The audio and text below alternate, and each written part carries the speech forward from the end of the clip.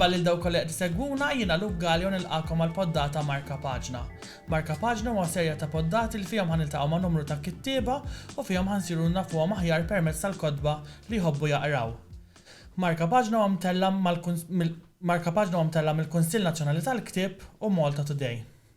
Illum magħna għandna lil Lian Ellul, kittieba, lettriċi, poeta, insomma lista twila. U kieku ma nifqu qatt naħseb. Xi ħaġek. Kif inti Lian? Jiena tajba ħafna, grazzi, kontenta li qiegħda hawnhekk miegħek. Jiena kuntent ħafna li aċċettajt l-istedina tagħna vera kont eċitat biex nitkellem miegħek. Kont, insomma, jiena eċitat bħalissa wkoll. Għadna. U jiena Lian ħbieb u nafu l-ġurxin sew. U vera kontent li l-lum ħajkonna din diskussjoni fuq il-letteratura u il-ktib li għazlet u xi xogħlijiet minn tagħha. U ġili nagħmlu għadi li niddiskutu xi ktieb, imma llum qed nagħmluha iktar mod formali forsi. U issa rajna l-istess ktib itnej li aħna fl-istess perjodu, allura iktar għandna naħseb fuq xi xnajdu, eżatt. Mela, Lian, tista' tgħidilna naqra x'ktieb għażilt? Mela, jiena għażilt il-ktieb Eki Teki ta' Glenn Kalleja forsi nassumi li mhux ktieb daqshekk magħruf forsi daqs oħrajn.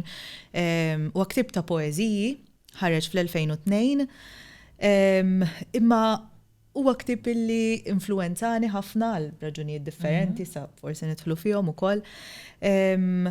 U ktieb illi ħaddem il-kelma b'mod speċjali ħafna, ġifieri meta naħseb f'poeżija, spiss naħseb fi Glenn fil-fatt Kalleja, u dan huwa wieħed mill-kotba sinifikanti tiegħu li anke ħalla impatt fuqi, impatt qawwi fuqi kolli ngħid. Jiena vera ħadd gost li semmejt il-kliem għax dik hija xi ħaġa li nitkellmu fuqha għax naf kemm tħobb il-kliem u n-neoloġiżmi.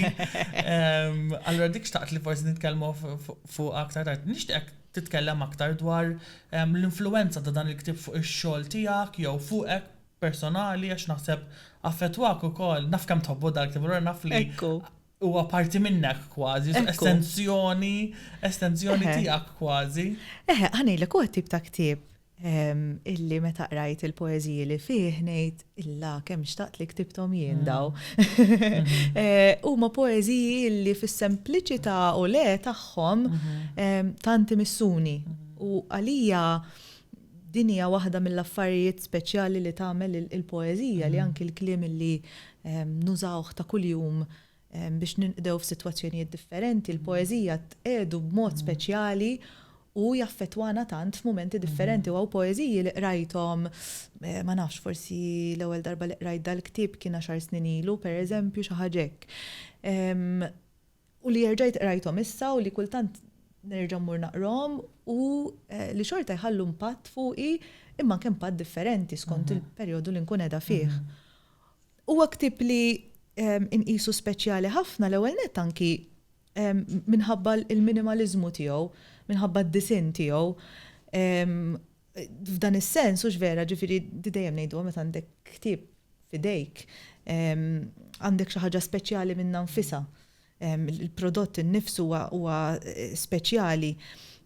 U kemm id-daqs tal-ktieb imma anke il-nifs illi jieħdu il-poeżiji fuq dawn il-karti bojot stampati biss fuq naħa waħda tal-ktieb. U dik minn dejjem kienet xi ħaġa li laqtitni ħafna. Poeżiji li m'għandhomx titli. Poeżiji dwar dik li m'għandhomx titli. Nsiba interessanti u fertili f'dan is-sens. Naqri iktar ta' sfida biex tidentifikhom għalkemm ġeneralment jiġu identifikati mill-ewwel ftit kliem tal-ewwel vers. Però f'dan is-sens isek ikolli ngħid todos mill-ewwel fihom. U f'dan is-sens jinqraw anki kważi b'mod kontinwu. Ekku. Ġifieri vera taraf kemm kull poeżija qiegħda wara l-oħra biħsieb, mhux b'kapriċċ biex ngħidu hekk. Ġifieri l-ktieb innifsu wkoll għalija huwa speċjali ħafna f'dan is-sens. Imma mbagħad anke kif semmejna diġà il-mod kif juża l-kliem tintrigani ħafna din l-int illi jindirizza fil-poeżiji. u neoloġizmi issa la semmejnihom diġà. Il-mod kif iħaddem il-kliem anke biex joħloq ħsejjes partikolari u hawnhekk qed nitkellmu fuq ktieb illi jismu Eki Teki. U allura kważi il-kliem jibqa' jidwi. Inti u taqrah, imma anke wara li taqrah, il-ktieb jibqa' jkellmek f'dan is-sens. Meta kont nipprepara għal-mistoqsijiet biex insaqsik, waħda mill-mistoqsijiet li rrid insaqsik huwa fuq il-ħoss. L-importanza tal-ħoss fil-poeżija ta' Glenn, għax kif semmejt inti emmeku li jibqa' jidwi tul il-poeżiji kollha, jew fil-poeżiji kollha. L-importanza tal-ħoss u tal-ħsejjes fil-poeżija, għax ovvjament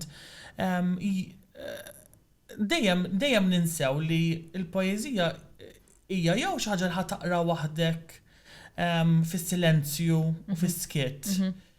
Jew inkella poeżija li tista' taqra tajjat u jkollok performance poetry pereżempju. U l-ħoss vera importanti fit-tnejn li huma qishom għax ma nafx kif ma nafx jekk taqbilx miegħi jew ma nafx jekk qed tifhem x'qed nipprova ngħidlek. Naqbel ħafna miegħek. Il-ħoss iħollu jorbot, ċoħe xini l-poezija kważi, jekk mhux immaġni u ħoss, ux vera, ma' udin fl-imkien. U meta niftakru ftit, ux vera, jinnaf anke fil-poezija orali, per eżempju, fil-tradizzjoni orali, meta il-poeziji anke kienu jiġu kantati u imqablin b'vuċi għolja, jiġifieri għandna l-eruq tal-poezija li jinsabu anke fit-twassil tal-kelma b'mod orali. U kemm importanti ġvidin ngħid anke lill-istudenti tiegħi biex tisma' x-xogħol biex tara faħjar il-kwalità tax-xogħol tiegħek aqrah b'vuċi għolja. U f'dan is-sens kull darba li x-xogħol qed jinqara u vera qed jieħu ħajja ġdida. Jien personalment ma nagħmilx fuq il-kod meta naqra xogħol ta' ħaddieħor, ma meta kont naqra xogħol tiegħi vuċi għolja ġili nbiddel xi kelma l-emmulaw, ġili nħoss li l-moment jitloba dik. Anka jiena nagħmilha dik. Meta nkun qed nerġa' ndur il-poeżiji tiegħi l ħaġa li nagħmel naqrom najja. Ekku. U nibda ngħid okej, hawnhekk hawn xi ħaġa nieqsa jew hemm xi sillaba żejda pereżempju jew xi kelma żejda, allura jisek titnaqqas jew iżid jew nieqsa. Inħossa dik ħafna. Assolutament. U tiġri xi ħaġa oħra wkoll interessanti jkolli ngħid li anke meta tkun rajt numru ta' xogħlijiet tal-istess kittieb jew kittieba, ma nafx tiġrilek ġdi wkoll lilek, donni nibda nisma' lilhom ukoll. Jiġifieri il-vuċi tagħhom tkun preżenti f'dan is-sens fl-istil u fit-ton, fir-ritmu. U kważi ġifieri kieku ma nkunx naf min kitibha nista' nħoss jew nisma' kważi il-vuċi ta' min ikun kitibha. U hija xi ħaġa speċjali f'dan is-sens ħansejħilha hekk. U l-poeżiji ta' Glenn jilagħbu ħafna bil-ħoss, bl-alliterazzjoni partikolarment, bl-assonanza u l-konsonanza. U allura f'dan is-sens il-ħoss jieħu tifsira għalih. Il-ħoss isir it-tifsira. Ukoll, ġifieri hija xi ħaġa li jirnexxielu jagħmilha, mhux dejjem niddeċifra kif, imma meta jagħmilha ngħid okej, u din hija ta' Glenn u jibqa' jissorprendini kull darba li jagħmilha f'dan is-sens. Peress li dawn il-poeżiji huma ħafna l-qalbek li hemm taqranna xi ftit minnhom. Mela bil-qalb kollha. U nisimgħu il-poeżija kif edinaw fl-imkien. Tama li naqrom tajjeb. U nisimgħu il-ħsejjes. Ekku. Li ħadd listen. Ekku. Issa. Dil-poeżija l-qalbi ħafna. U tmur xi ħaġek. L-aħħar ħoss qabel iskiet ikun x'ikun basta tkun int. Nofsi għaraftek, wiċċek mhux ġdid. Ġejt ngħidlek f'widnejk jien nafek x'imkien. U r-riħ sama u seraq li kliemi ma nafx l-għaliex. Għajt ma tafx xirrit. L-aħħar ħoss qabel iskiet ikun x'ikun basta tkun int. U mbagħad fi skiet naqra. Irrid nżomm iskiet donni qisni hekk. U l-poeżija da interessanti wkoll eskiet ta' wara l-qari ta' poeżija. Poeżija oħra. Xewkiet iteftfu xwiek f'xulxin stillati fuq ġema għenuq ċelestjali fuq ponot subajhom attenti li ma jinigżux l-insetti fl-art. Imma ġieli jilabu. L-ħar waħda L-oħra? Tajjeb. Bħal kif ġieli turini naf tuliet li jekk nistenna jittawlu jekk le ninsik. Immint biss tuliet. Għawjien dal-poezija. Mhux vera. Vera. Ekku. Vera fihom xtarbel. Vera għandek layers differenti Ekku. ta' tifsir. Ekku, u naħseb minnom bdejt nara fuq kollox li kif influenzak jew kif affettwak. Naħseb minn dal-poeziji fost l-oħrajn bdejt nara fanke il-pis li ġor magħha kull kelma. Meta għandek poezija li qed tħaddem 20 kelma kollox u kultant qed inkun ġeneruża ngħid 20, tibda taraf kemm il-poezija hija dan l-ispazju konċentrat u ġvera. Imma ta' saħħa kbira. U hemm tekniki oħrajn naturalment li juża anki bħal mistoqsija, kif qed ngħidu l-indirizz, li jagħmluhom tantu tant qawwijin. U l-użu ta' dan l-ewwel waħda li rajt jekk niftakar sew, tilab b'dan il-preżenza u l-assenza tal-ħoss li għaxem mill-ħoss u mbagħad hemm miskiet li hija ħaġa li jiena li vera toġobni. Is-silenzju huwa ħafna wkoll. Jiġifieri daqskemm importanti l-ħoss huwa importanti s-silenzju u l-iskiet. Assolutament. U fil-poezija dan is-silenzju u l-iskiet jidher ħafna. Ekku, interessanti li mhuwiex ġifieri meta hemm is-silenzju jew iskiet mhux qiegħed hemmhekk biss meta tissemma l-kelma skiet jew silenzju ma kifett għaw il-paġni bojot pereżempju illi ukoll jimplikaw dan l-aspett. Din il-poeżija pereżempju tispiċċa mingħajr punteġġatura. U allura minna nfisa qed tagħti lok li anke titkompla.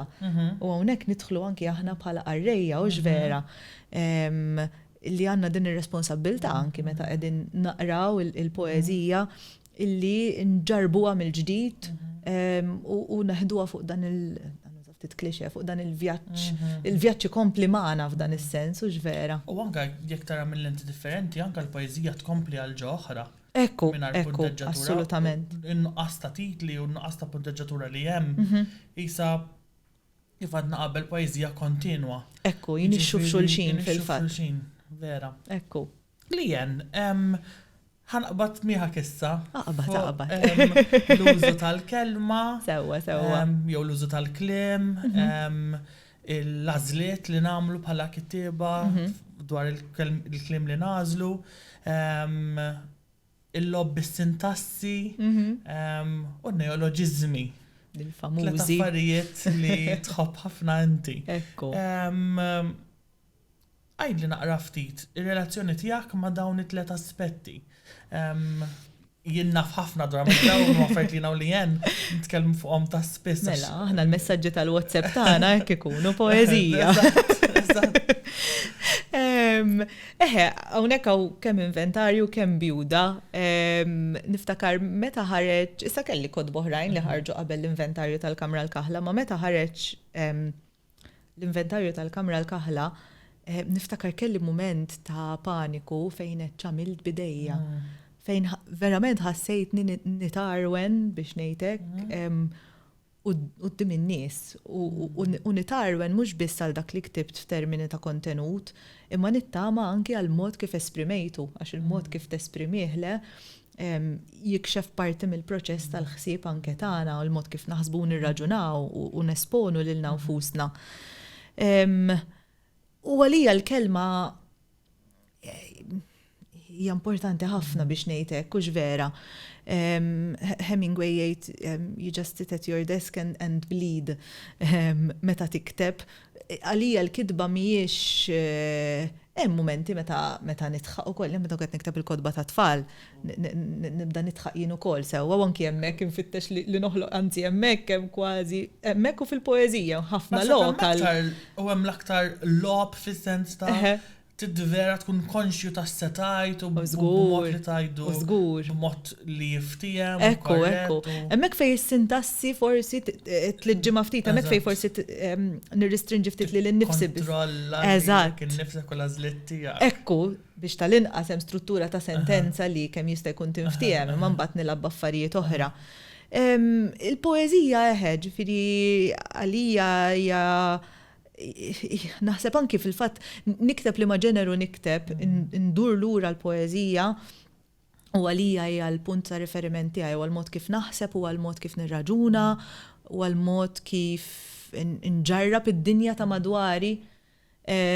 Forsi qed neżaġera xi ftit jew tinstema li qed neżaġera, imma vera. Ġifieri jekk inħarsu madwarna naraw ħafna poeżija, naraw ħafna kruha ta' wkoll. Mhux qed neskludi dan kollu. Eżatt. Imma naf meta nħares mit-tieqa tal-uffiċċju tiegħi pereżempju tal-inqas hemm dan il-post wieħed tal-inqas hemm ftit siġar mhux ħażin. U nieħu r-ruħ għalija dik hija poeżija le. Issa mbagħad kif ħanitraduċuha fi kliem f'poeżija dak hija ngħidu hemm element ta' poetiċità. Issa mbagħad kif nitraduċuh f'poeżija dak il-mument naturalment jirrikjedi ħafna responsabbilta min-naħa tagħna. Ma li nixsaqsik mistoqsija fuq meta tikteb inti. So meta tikteb inti tkun bil-qiegħda qudiem il-laptop jew kollok il-mobile f'idejk naf li inti tħobb tikteb ukoll fuq il-mobile kont qed ngħidlek meta ma fl-ma ħinijiet. Aħjar. Naf li tiktab fuq il-mobile ukoll li għandu kun inti kontat li ġieli tħalli xi voice notes lek innifsek. Ija, nagħmilha. Għal-kitba tiegħek stess. Mela, ġieli jiġi vers li jekk jaħrablek ikun iħollu jorbot. Jiena taf meta jiġuni dawn il-vrus meta nkun fit-traffic il-marsa. Sewwa. Nkun qed insuq u nibda naħseb u jiġini dal-vers u ngħid illallu kemm hu tajjeb. Mhux hekk. Eżatt. U mbagħad nibqa' nirrepetih għax ma nkunx nista' nikdbu. Eżatt. U tmur tal-grocer u tgħidilhom. U nikdbu. Insomma, l-mistoqsija tiegħi hija, imma meta inti tikteb u tkun qed tara l-poeżija tiegħek fuq il-paġna, whatever it is, l-screen li hija paġna wkoll anyway. Mhux hekk. Taħseb ħafna fuq is-sintassi tagħmel b'mod konxju li tbiddel is-sintassi jew tħallih kif inhu skont li qed tikteb. Mela ħanibda hekk. Taf għalfejn tistaqsik il-mistoqsija sorry ħan interrompik għax jiena vera narak li vera taf, vera għandek din l-abilità li timmanipula is-sintassi u s-sentenzi tiegħek kif joħorġu vera jġaluk taħseb għax il-mod li tiktibhom isek tkun ħadd perspettiva differenti. Speċjalment fl-inventarju inħossa dik jiena. Ara fi bjuda inħossok iktar żammejt mal-konfini jew mal-istruttura sort of li nistennew. Ara f'inventarju vera rajtu you push the boundary, kemm tiflaħ. Nittama.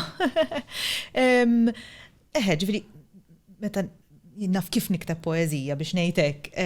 L-ewwel qed nipprova nintelaq fil-mument u nafda fil-proċess. Nipprova wkoll illi jekk ħanikteb mhux ħanoqgħod nistenna l-ispirazzjoni sewwa. Imma ġili taf x'inhi l-ispirazzjoni, ġili vera tiġi kelma u tgħid il-kemm kelma sabiħa jew illa għandi dal-erba' kelmiet wara xulxin ilhom idoqqu allura speċi għalija dak kull mument meta mbagħad isni niftaħ biċ-ċavetta nuża ħafna klixejiet, ġifieri, meta niftaħ biċ-ċavetta speċi u mbagħad minn hemmhekk metafori batut illum batut isew. U ħaġa segwi wara l-oħra. Però Min hemmhekk kumbat xogħol u xogħol biss. U xogħol ifisser li il-vers, eżatt, il-vers fil-realtà li naħdmu b'modi differenti biex nara x'jinstema l-aħjar u kif jinstema l-aħjar u biex nerġa' norbot mal-ħoss. Trid tafda ftit lilek innifsek ukoll iġġiba xi ftit jew bil-qarib l-esperjenza, ġifieri ma tiġix minn imkien. U forsi jkollok ftit inklinazzjoni wkoll, imma li tafda il-widnej kumbat ukoll. Għalhekk taqra tajjat l-poeżija. Fost l-oħrajn, fil-fatt, ekku. Lian, għaddu ftit nitkellmu fuq il-proġett. Sewwa, iva, assolutament. Proġett Bjuda. Sewwa. Li jiena vera ħad gost meta qlajt dan il-pakket. Għax intiftu għaw numru ta' ritratti. U għawn dan il-paġni. Postcards. Ritratti u paġni individwi sort of bil-poezija, mela. U jiena Bjuda vera laqatni. Il-poezija tijak naħseb Bjuda jiena mux rajt li jen ġdida, ma rajt li jen li naf. Ara fl-inventarju kienet li jen daqxejn differenti jisni, ma unek rajt li jen kif nafa jenem dik, ma rajt nistema ħazin, imma laqatni ħafna l-frustrazzjoni, il-rabja, il-din il-sort of Illa li kellek lejn ċertu aspetti fis-soċjetà, is-sistemi li hemm, l-irġiel, imma imħabba kbira lejn l-abjad. Ekku. Spjegħanna naqra il-proġett. Sewwa. Ftit, u mbagħad nitkellmu naqra fuq l-abjad. Tajjeb.